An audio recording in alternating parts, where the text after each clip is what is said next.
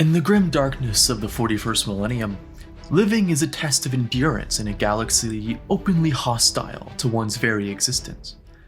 And that statement is never more true than being in the armed forces of humanity. The Imperium's Astra Militarum, or as it's more commonly known as, the Imperial Guard. In today's episode, we'll be going over just a small part in the lives of the men and women who serve in that bureaucratic hellscape, either by choice or not so much. We'll be going over how they even make it to the many battlefields that plague the Imperium of Man, how they spend that time, what ships they even use to transfer themselves, what duties aboard said vessels, and the many threats their ships face. So, come with me as I tell you about the downtime of the Imperial Guard and its many dangers. Firstly, it has to be said that the Guard do not have their own dedicated ships, like how the Space Marines do, for example. While the Space Marines get their own entire fleets to carry everything they may need in any battlefield, the Guard are lucky to even get an Imperial Navy ship. There are plenty of times they have to make do with just a civilian transport ship, or worse. But the ship they are given is not the only problem a Guardsman will have to deal with. If they were somehow unlucky enough to be plucked from their relatively quiet life on an angry world, or picked up off the street after a gang brawl, they now have many strenuous issues to worry about. From basic training, living in an environment you are completely unfamiliar with, to living in the vacuum of space for a large portion of their quickly diminishing lifespan, and many more issues they will have to learn to live with on a daily basis. They will be happy with the few times in their entire life they get to rest, for the vast majority of the rest of their days will be spent training. Now you'd think they'd be given a bunk and training area on the ship they are stationed on, but that is actually incorrect. In the vast majority of the time when transporting between worlds and planets and war zones, the Imperial Navy would send them on commandeered civilian vessels, like trade or transport ships. This means that they will have to make their accommodations by hand, along with their entire company, and whoever else is being shipped along with them. So the rest they can get is in makeshift barracks, with a makeshift training area, and giving the Emperor's prayer and a makeshift prayer area. Saying it is uncomfortable is an understatement, and they will need to pray to even try and sleep amongst the nightmares they will encounter every time they close their eyes during warp travel, for even with a Gellerfield, the warp is nothing if not tenacious, and people in warp travel will suffer horrible nightmares, visions, head pains, and a myriad other effects just from traveling within the realm. However, not everything is custom made by the Guardsman. The cafeteria is one such place, and it will be the place every Guardsman will go to at least twice a day for their daily rations. What those rations are, however, is almost always low-quality food made from who knows what, but barely able to fill the stomach. And recaf as a treat, which is coffee in the 41st millennium. As you can tell, this diet is not great to say the least, and it's up to the Guardsmen to find any additional nutrition if they find it lacking, since, well, complaining to a supervisor is a great way of getting punished, and Imperial supervisors can be most adventive.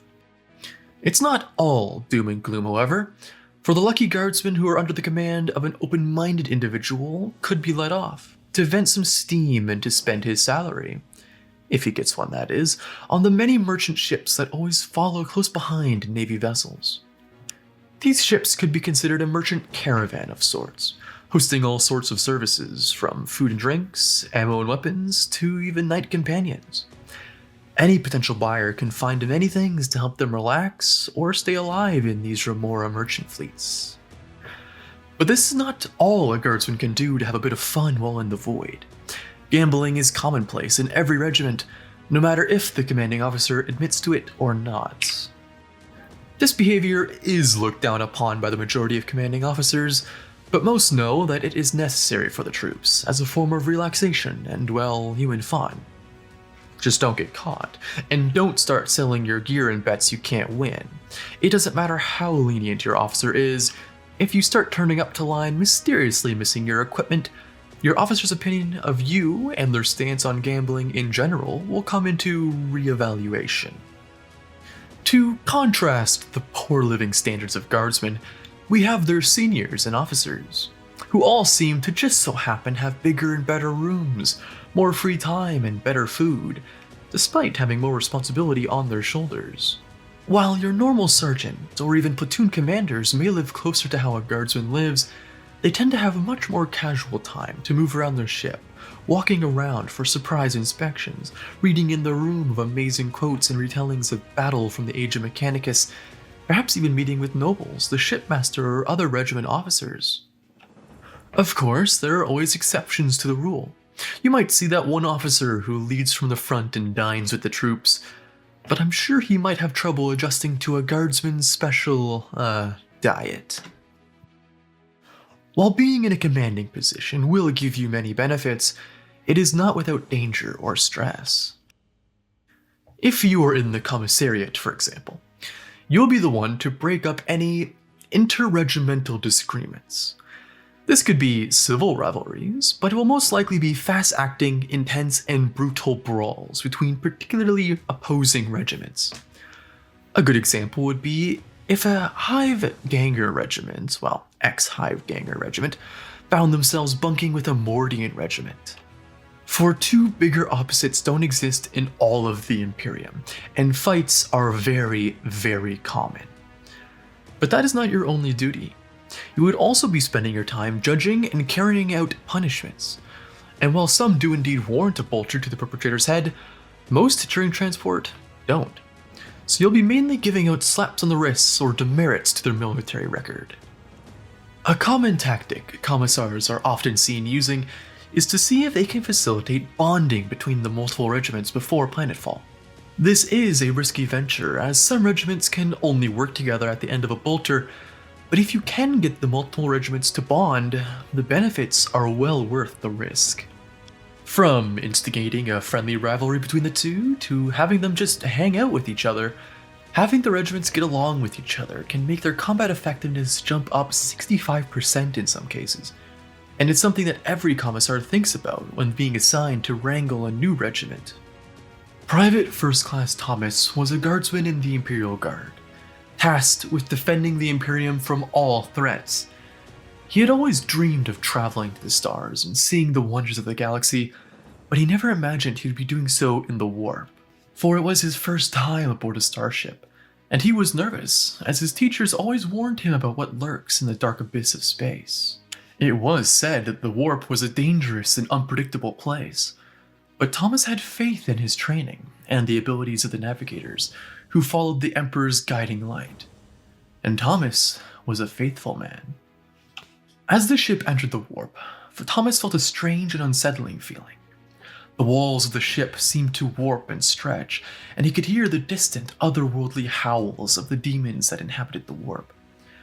However, despite his fear, he remained vigilant and kept his lasgun at the ready, just in case. Days passed as the ship journeyed deeper into the warp.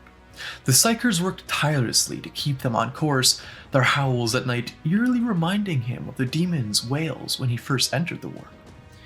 He could only pray that he would make it to the Sector Primus with his soul intact.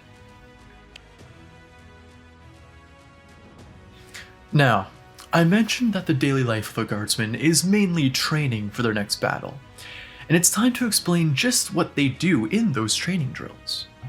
Firstly, over the course of a travel, a guardsman might find himself having a harder time walking around.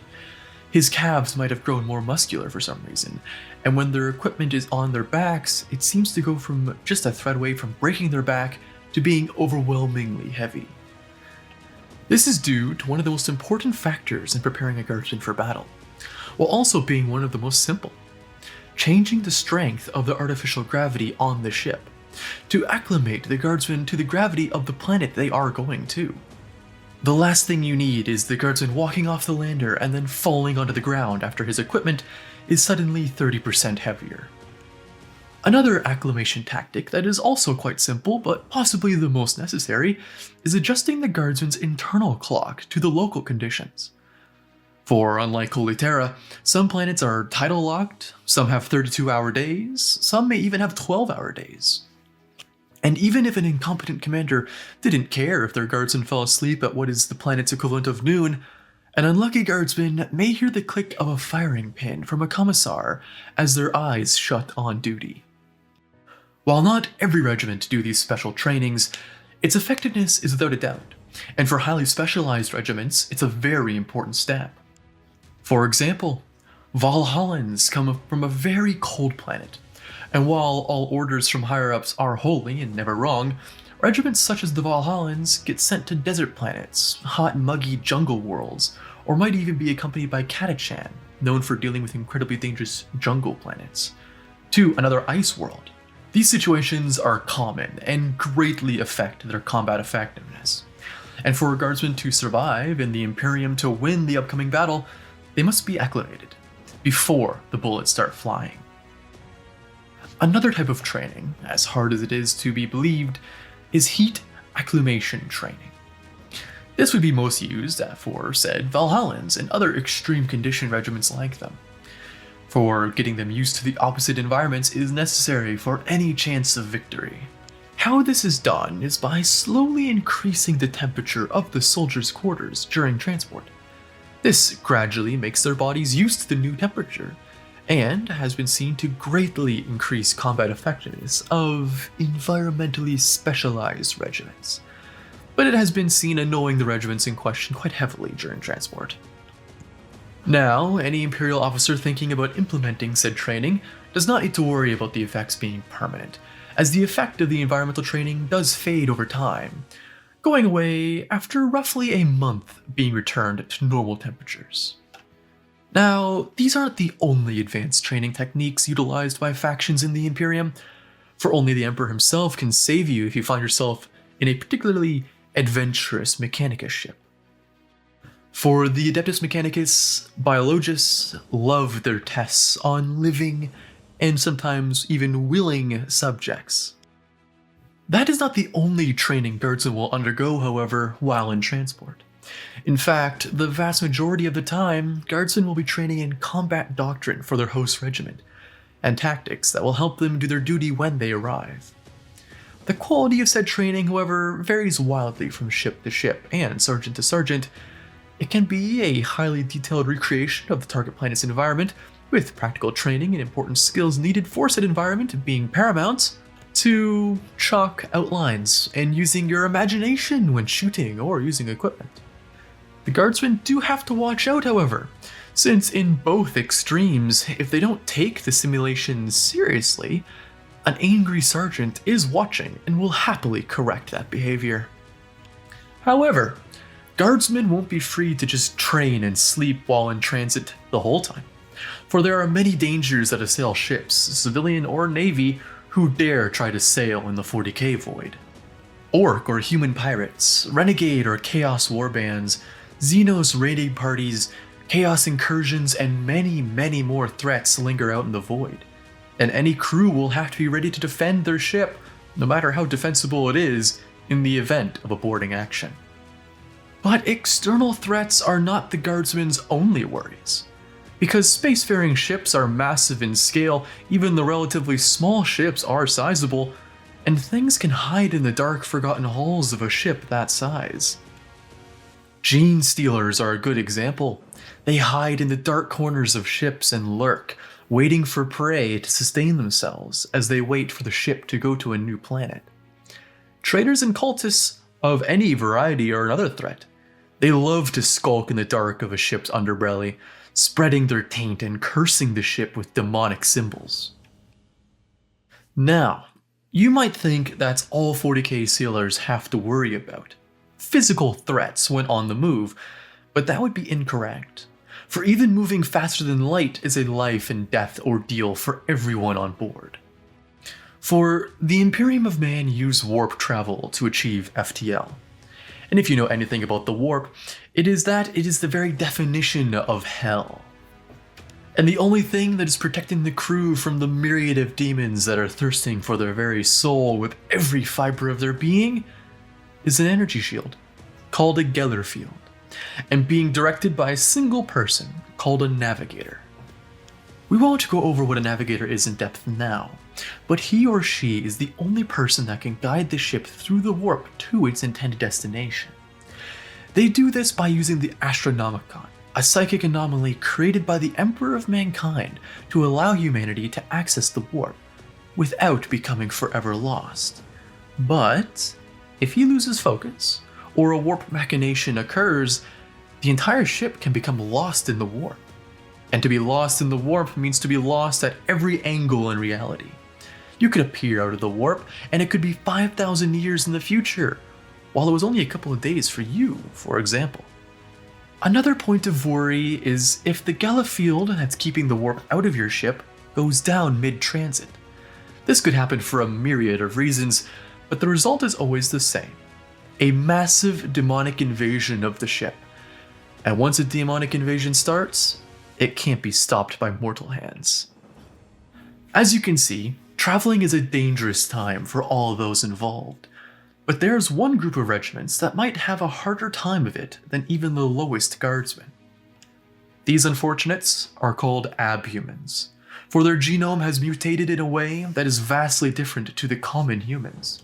Some of these abhumans are the massive and strong but childlike ogrins, to the ratlings, small and great snipers but have very fast metabolisms, and a myriad in between.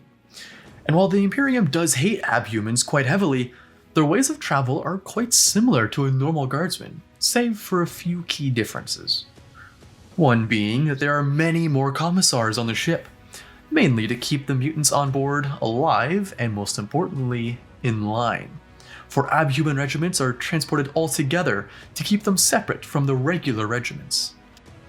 Another difference is that they're taught self-loathing, being told that the only way they can absolve themselves of being born an abhuman is to fight and die for the Imperium, to keep it and their loved ones safe. But while we talk about irregular regiments and how they are moved, let's talk about penal regiments. These regiments are only transported in the specially designed penal ships, for even the dumbest Imperial commander wouldn't let hardened criminals run amok on civilian ships or upstanding naval ships. These regiments are also not given the training or free time that upstanding guardsmen are given, but instead are packed like sardines while in transit, being constantly preached to by priests to try to have them repent for their sins and turn a new leaf. If they do or don't, doesn't matter, for they will be sent to the toughest battlefields either way, with little expectations that they will return in one piece. They are given just a lasgun, and in order to attack unbelievable odds, they are sent into battle with the sole purpose to die.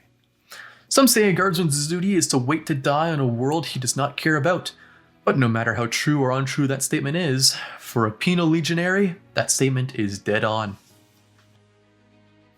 Another painful thing about being a guardsman is the one thing every guardsman must come to terms with eventually: a general lack of information. They will be told almost nothing, and no amount of complaining will ever change that.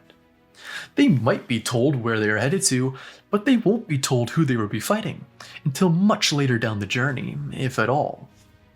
If, for example, they're being sent to fight a rebellion, or other mundane threat, they most likely will be told about their enemy.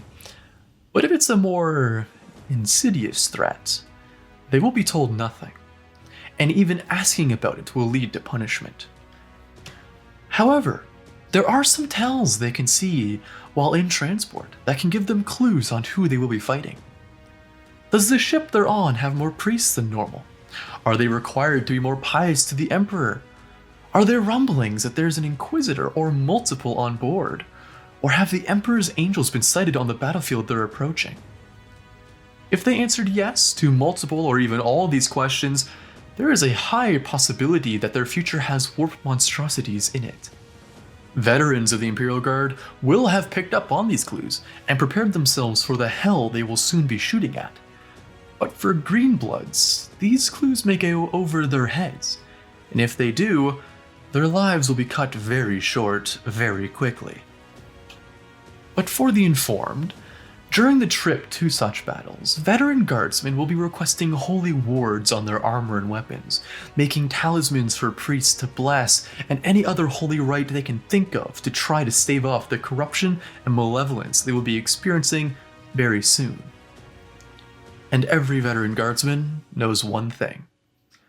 Don't speak about what hungers in the angry void, even to warn your fellow guardsmen, for no one knows who is watching and listening with a bolter in hand.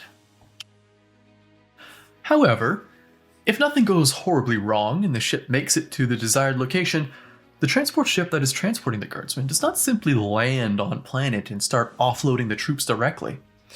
No, most warp-capable ships, once built, will never leave space again, being much too large and cumbersome to navigate atmosphere safely.